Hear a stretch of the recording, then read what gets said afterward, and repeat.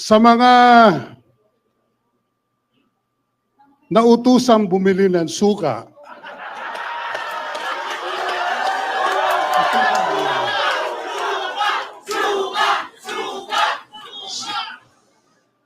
Bundok, abogado yan. Si Bato, magiting na general yan. Hindi ko na sasabihin saan magiting yan. Malasakit yan. Isa pang magsusuka, si Hinlo, abogado yan.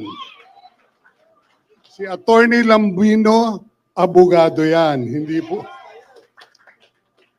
Si Attorney Marcoleta, Congressman Marcoleta, isang respetadong congressman, isang magiting na abogado. Meron tayong isang master theologian, si Pastor Iboloy, at isa pang magiting na abogado at dating executive secretary na gwapo kagaya ko, si Attorney Vic Rodriguez.